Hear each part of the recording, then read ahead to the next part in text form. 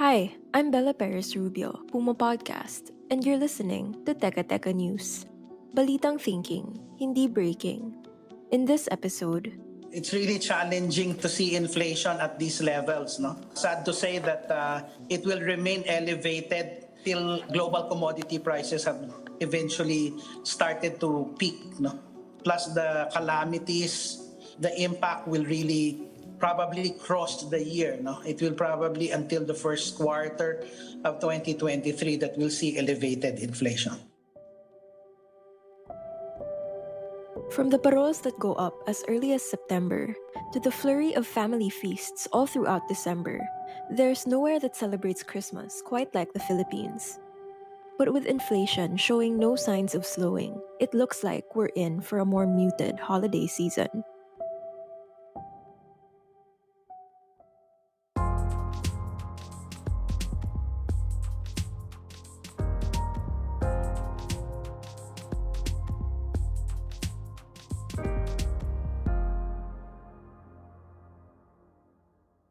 I am expecting probably inflation to peak close to around 9.1 to 9.3%.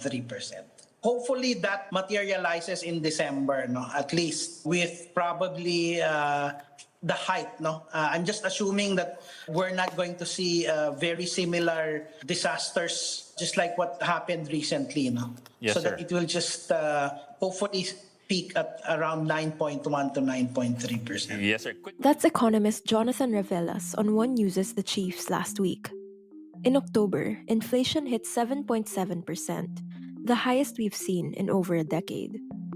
Jonathan says we're in for more pain. Ouch talaga. If his prediction comes true, that would go way beyond what the Banco Central is forecasting.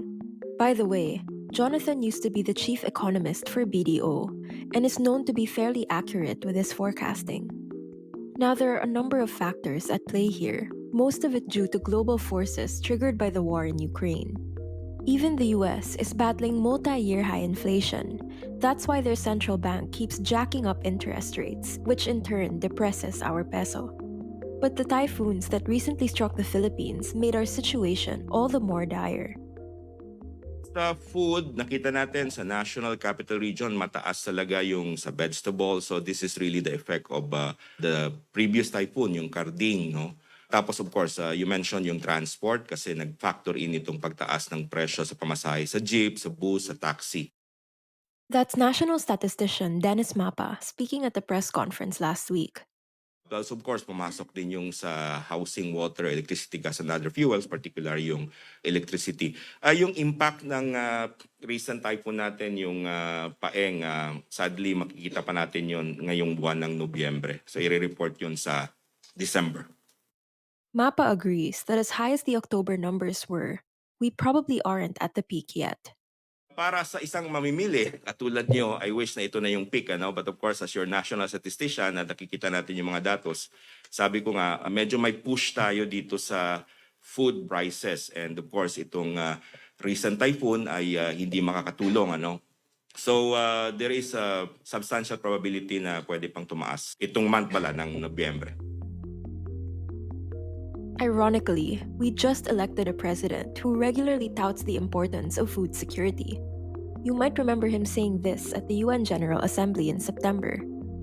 We need to take concrete steps towards a modern and resilient agriculture. For food is not just a trade commodity, nor is it just a livelihood. It is an existential imperative and a moral one. It is the very basis of human security. President Marcos has even taken up the agriculture portfolio himself. But Jonathan warns that we shouldn't expect relief from the government anytime soon. The proposed solutions are not going to happen overnight. The only intervention that they're doing is, number one, allow more importation. Second, that is providing subsidies to various sectors. That's the only thing that they're doing right now.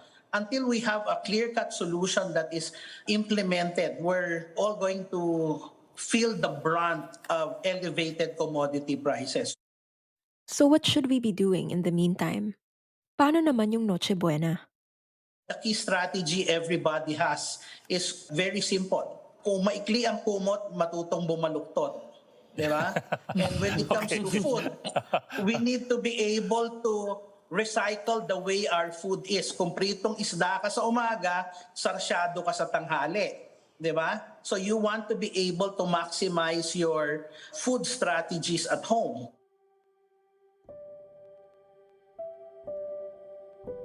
This unfortunately translates to a more somber holiday season, marked by fewer gifts and less hearty food on the table.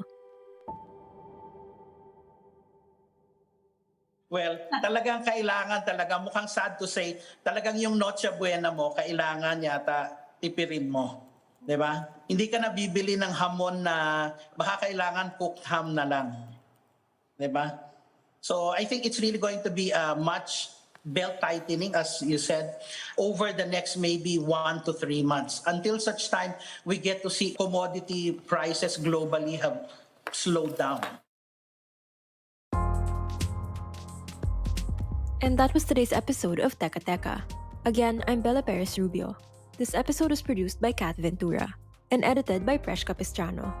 If you like this episode, share it with a friend or two. And don't forget to give Teka Teka and Puma Podcast a 5-star rating on your podcast app. It really helps get the word out about our show. At para sa mga mahilig manood sa YouTube, Puma Podcast na rin po kami doon. Just search Puma Podcast and subscribe to our channel. Thanks for listening.